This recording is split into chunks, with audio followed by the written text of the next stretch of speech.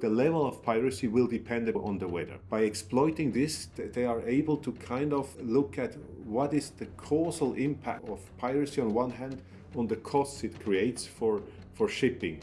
Costs like security personnel, a change in shipping routes, ransom, etc. And what you see is that costs that are much bigger than actually the money that the pirates capture. Hello everyone, welcome back to a new podcast episode.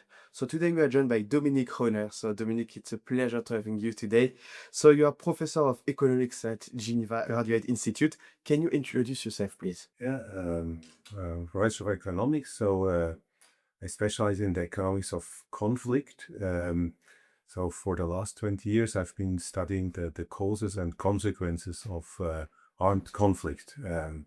I've written a book that just came out, The Peace Formula, and I think that's nice. Pretty much it. We all know that the resources is not fair. How can we be balanced in this world for the future? Maybe if some country has more resources than others, and how can we be more fair with everyone and share these resources?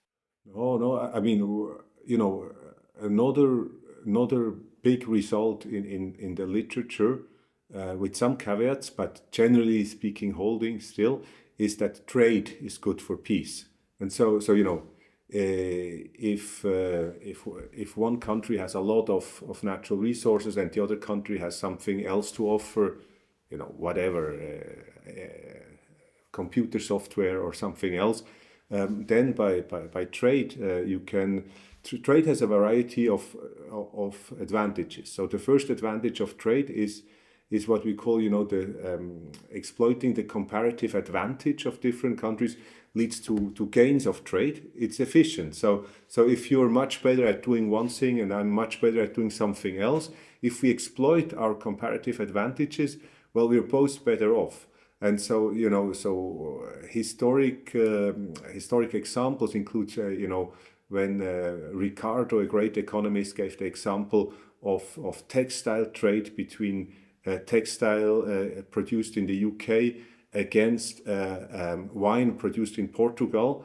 The weather and climate and know-how is much better in Portugal for wine, and for textile with the Industrial Revolution, the UK was much better at producing textile.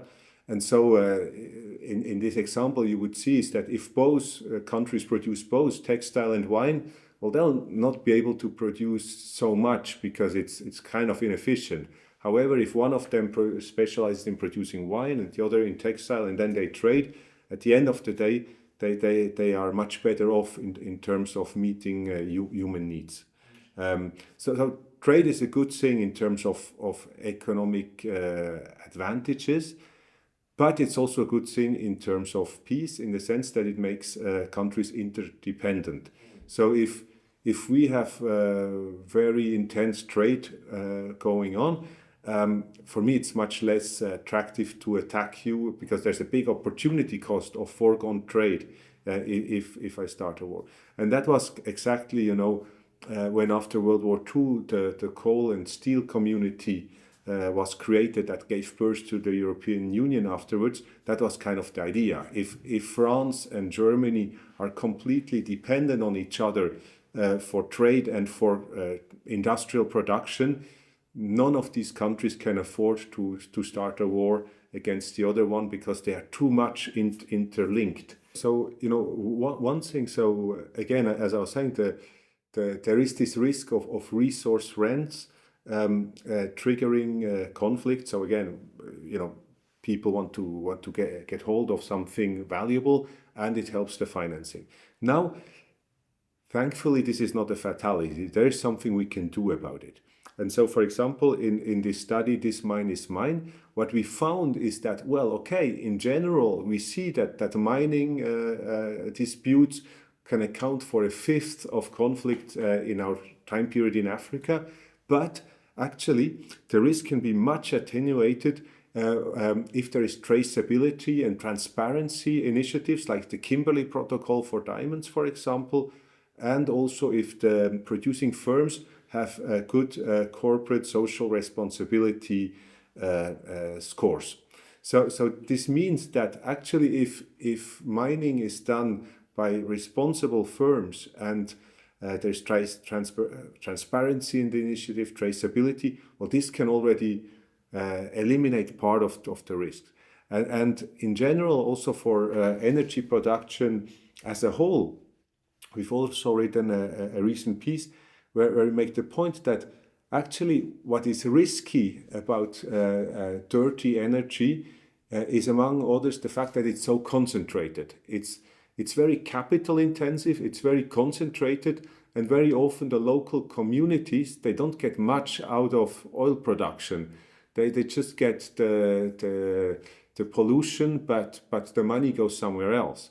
While if you find ways to produce energy that is much more decentralized, where the benefits are much more diffused to the whole population and that create local jobs, then there's much less risk of energy production creating conflict. And so if you think of solar energy, if you think of water energy, many of these things can be very decentralized. So we can have solar panels on our roofs here in Geneva, and in Switzerland there are hundreds of small water energy plants that can make create a source of revenue for a local municipality. And now I want to ask you a question more about the strategic checkpoints. Like we have the Panama Canal, the Suez Canal. Can you maybe elaborate on the importance of it in terms of conflict, the impact we can have?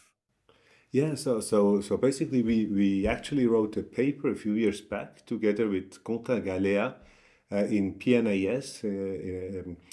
And what we did in that paper is we started off with, we had exactly this question. So the same question that you asked was our research question. And so we wanted to know, well, what is the impact of choke points on conflict? The first thing is, of course, we need to define choke points, because if it's just me going on Google Maps and with some, I try to kind of hand code what is a choke point, then the thing is completely arbitrary. So then what we did is we came up with an algorithm that would identify automatically choke points around the world. And so that was the first big part of the article, and we came up with a kind of heat map of the world where you see in all continents where are the choke points. And of course, Suez Canal, Panama Canal, Gibraltar, they're all in there, of course. But then also other places which happen to be choke points, but we haven't thought of it immediately. And so then as a next step, we looked at how does this correlate with conflict? Is there more conflict in places where there are choke points? And the answer is yes. So we found a clear correlation, and that's rather intuitive, right? If you're in medieval times and you want to conquer something, well, maybe it's more interesting to conquer Geneva, which is at the end of a lake and controls the shipping, than to control Saint-Cergue somewhere in the mountain. Well, it's quite intuitive that Geneva is kind of more attractive to control, and the same for Gibraltar. Who controls Gibraltar has quite a bit of power. So that's not that surprising, but we could quantify the effect, and it was kind of an attempt to show this really statistically. And then, however, what we looked at was that we looked whether the effect becomes bigger or smaller in periods of high trade. And quite counterintuitively, what we find is that actually the conflict effect is smaller when there is a lot of trade. And an explanation that's consistent with this finding would be that if trade is completely booming, the stakes are so high, it's so important that these trade routes remain open, that actually countries can get their act together and manage to diffuse the most threatening conflicts to keep the trade going. So that was kind of what we found on the choke points. Interesting. What are the biggest choke points? I mean, it's open access, so everybody can find the paper. If you put Dominic Rohner, Quentin Galea, PNAS, you immediately find it. Published a few years back. you have a map of the whole world, and so actually the choke points, if you like, it's kind of a gray scale. So you have places that are it's a continuous scale. It's not choke point, but closer to a choke point or further away from a choke point. So you will have, it looks more a bit like a heat map, if you like. Okay. Now we have different types of conflict, and we have civil conflicts, or inside territories inside the country between people living in this country, and we have, of course, worldwide conflicts with different countries and parties. What can you say about the difference, both of them? We wrote a paper together with Caselli and Morelli some years back, where basically what we looked at was the question of whether the oil is close to the border. And so we looked at asymmetry. So if you have oil very close to the joint border and I have either no oil or oil very far away from the border, well, for me, it's quite attractive to start a war. While if we both have same amount of oil at the same distance of the border, then it's much less attractive to start a war because my chances of winning something are pretty equal to my chances of losing something. So what we find is that it's actually not so much a question of oil, but very often it's also a question of asymmetry. So if one has a lot of oil and close to the border and the other far away from the border, this would kind of increase the risk. But yeah, generally speaking, to simplify, what you see is indeed, also for interstate wars, oil is a big risk factor. As well. Okay. Now let's talk about sanction a little bit. What can you say about sanction? Lausanne economist Cemila Nigmatulina, she has a recent work on sanctions, where she kind of looks at the impact of sanction, and what she finds is that a really kind of an important question is how sanctions can be circumvented, because of course the government, if you sanction me and I'm the government, well, the firms that are sanctioned are firms with close link to the government. So then maybe I will subsidize the firms that are hit hardest by the sanctions, but the money I used to subsidize my crony friends will come from other parts of the economy, and so basically the ones suffering may not actually be the ones that are intended to be hit. But then, of course, then there are sanctions that are for specific sanctions on one person. That there are sanctions on specific sectors, on high tech, on arms embargo. If you're interested, a good starting point would be to read the work of the Lausanne economist Cemila Nigmatulina. Interesting. Now let's talk about pipelines. Do you think it's a big source of conflict as well, pipeline? Pipelines, it's kind of surprising that it has been a bit understudied. So there are not so many papers. We have one paper that is work in progress on which we've been working for a while now, where basically we look at what's the impact of having a pipeline in your country. And and for especially to be very central in the international network of pipelines. And what we see is, but these are preliminary results that have not been published yet. What we see is that it seems to increase the longevity of a regime.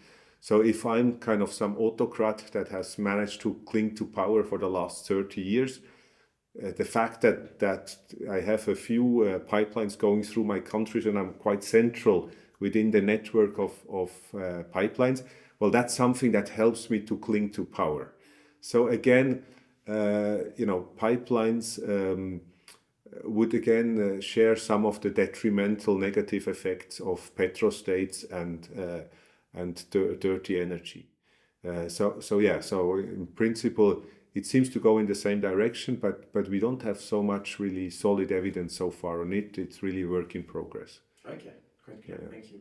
And now I wanted to talk about piracy. The piracy for example, in the Red Sea, but it can be off the coast of Somalia. It's quite common there. We have another movie about this, the Captain Philip partnership, for quite interesting. What can you say about piracy? This is something how can we fight piracy? How can we avoid this kind of, because it has a big impact on international trade?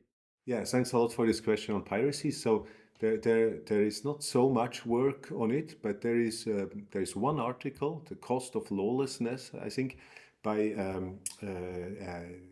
Tim Besley, Timo Fetzer, and Hannes Müller. And there they try to find a way to estimate the costs created by piracy. So they look at piracy, for example, around the Gulf of Aden. And what you see is that pirates, they cannot board their quite small ships under any weather conditions. So if there's too much wind and too much waves, they cannot board the ships. And so the level of piracy will depend a bit on the weather. And so by exploiting this, they are able to kind of look at what is the causal impact of piracy on one hand on the costs it creates for shipping. Costs like security personnel, change in shipping routes, ransom, etc. And what you see is that these costs are really, really big. So they are very considerable costs that are much bigger than actually the money that the pirates capture. And so their conclusion is that, well, if there was a way to not have this violent, illegal and ineffective transfer, if there was a way to replace this by something else, creating jobs for people, giving people access to a productive economy, then that would be win-win for everybody. And so this highlights the fact that by kind of giving people opportunities in life and creating good jobs and increasing productivity through good education and health system, that you can kind of combat the root causes of piracy. So you want to do military protection of ships and the military measures, but at the same time you want to do the economic measures in order to kind of tackle the root causes of armed fighting. Yeah, I have a tricky question. In your opinion, there's no responsible parties for piracy. I mean, we need to fight against it. We always want to say to someone, you are the one responsible for it. But in this situation, is it? Piracy is something illegal and violent and dangerous, and so it's not, it's not something you want to support. At the same time, of course, they are root causes, and so that's exactly the. So one of the things I talk about in my book is exactly this question that. So the book is called the Peace Formula. Voice, work, and warranties, and work is exactly one of the keywords when it comes to this question. The idea being that doing violent things, attacking people, is never morally justified. At the same time, of course, it's much easier to recruit people as pirates or as rebel soldiers if they are desperate and they don't have any other. They lack good alternatives to nourish their family. So if somebody wants to recruit you or me as rebel soldiers, we will gratefully decline and say, well, we're rather happy in our cozy office with well-paid jobs, and we don't want to run around with a Kalashnikov. However, if we have our family that is in bad shape, and we cannot find food for our kids, we will be more tempted to do illegal things. And so in some sense it's clear we need to fight against piracy. It's something illegal, violent, dangerous. It's not something good. But at the same time, rather than only fighting in a military way against piracy, we should also help people to come up with good alternatives of making a living in a legal way, and that's to It's this question of opportunity cost. If people are productive, they have access to jobs in a productive economy in a country that has good institutions and where everybody has a chance in life, well, 99% of people are not inherently violent, and they prefer actually the legal life with the good jobs rather than doing something violent. Yeah, sure. So I mean, there are plenty of studies showing that it's not something natural that we all love being violent. So if the world is becoming richer, do you think it will, if the life condition of people will improve, do you think that conflicts will decrease? So I mean that there are plenty of studies that try to estimate the impact of poverty on conflict. And of course it's tricky, right? Because there are plenty of studies that show that a civil war would make a country up to 20% poorer. So that's also work by the same Hannes Müller and the one that I mentioned before, and Coulter. And so basically, given that conflicts make countries poor, well, you have the causality going also in the other direction. At the same time, poverty is a big risk factor of conflict. So we know that of the 50 poorest countries in the world, the vast majority of them have had conflict. So it's the major factor of poverty is conflict, and conflict makes countries even poorer. Now, of course, statistically, it's challenging given that the causality runs both ways. So what people have come up with is to exploit bad meteorological shocks. So if you are hit by some bad weather shocks, well, that affects your level of income. And so in this way, we can really estimate the causal effect of income on conflict.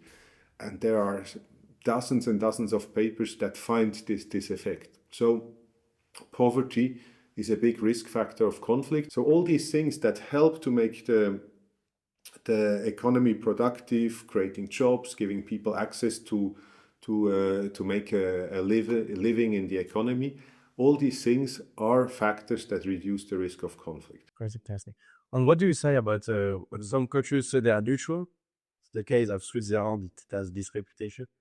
Do you think that every country should be neutral, or it's quite important to take position sometimes, especially for big nations? The situation is, of course, different for Switzerland and for a country like France. For a country with big military power and being, having a key role in the international architecture. The situation is different, but at least, let me maybe focus on Switzerland. For Switzerland, it's clear that Switzerland can play a really important role by being neutral and talking to various parties, and by giving the platform, providing the platform of international Geneva. So in terms of, if you look at the numbers of mediation, of kind of peace talks and these kind of things, Switzerland has been a major player for the last many decades on this, with also the humanitarian tradition of the ICRC, etc. If you have a country that has this diplomatic humanitarian tradition, I think in this role it can bring a lot of positive benefits to the world. So for a country like Switzerland, you need at least some countries that are neutral and that can provide good services, that are intermediaries that can bring people and nations together around the table. And in Switzerland, there are, for example, many major NGOs on mediation that are located here. So a bit further down the lake. So I get out of my office, I walk 200 meters, I'm at the UN. If I walk 200 meters in the other direction, I'm at Humanitarian Dialogue. And Humanitarian Dialogue is a fantastic organization that does mediation, a leader on this. There's Swiss Peace that does mediation. For Switzerland, it makes sense that they have a comparative advantage in this. it makes sense to kind of develop this and try to make a positive difference. Do you have similar country in the world like neutral? It's like only Switzerland. So another country that is very, so if you look at the ranking of countries doing most mediation or so, if you look, two countries that punch above their weight were tiny countries in terms of population size, but are very much overrepresented in mediation.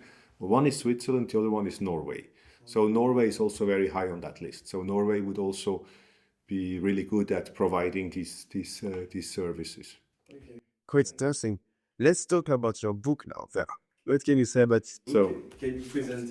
So that's the book. I took a copy, and the book focuses really on a variety of policies, but three big pillars I talk about is voice, which amounts to democracy, work, a productive economy, and warranties, which is security guarantees. And these are really three things that are kind of necessary pillars for having an edifice of sustainable peace that can last for a long time. Without them, it's hard. You need some security guarantees, as you know. Max Weber was saying, the state needs to have the monopoly of legitimate violence in a country. You need a productive economy that gives people chances in life, gives them perspectives, jobs, as we discussed right before. And you also need democracy. You need good, solid political institutions that are inclusive. And there is a lot of work I talk about in the book, some that I've done myself, but also by other people, like, for example, Lars-Erik Sederman, who's a professor in Zurich, and his co-authors, where basically when you look at, so he has created a few data sets on covering all the countries and ethnic groups around the world. And what they find in their studies is that if you have some ethnic groups that are excluded from the political process, that are marginalized, that are discriminated, and that don't have their word to say in politics, well, that's typically a recipe for disaster.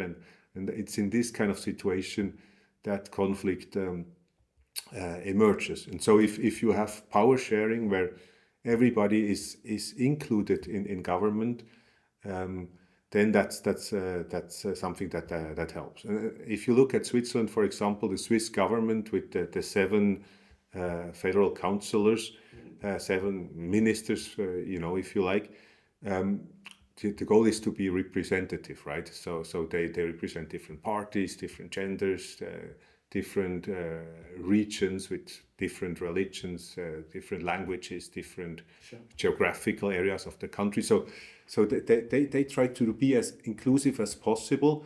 And the Grand Coalition is the Swiss government, the so-called magic formula, is also something that covers really a really big part of the parties in the Swiss parliament are, in terms of vote share, are included, meaning that if you have this level of power sharing and of everybody having access to government, this is something that is really a big factor for peace as well. Okay, quite clear. Thank you, Dominic. Do you want to add something at the end for this podcast? No, so thanks a lot. It was very interesting to talk to you. Thanks for your time. Thank you again. Have a good day. Yeah, thank you. Thank you for listening and watching this episode. We are looking forward to bring you more insights from maritime professionals, experts, and students. Do not hesitate to follow the podcast on Apple Podcasts, Spotify, or YouTube. Your support means a lot to us and helps us to bring you more content.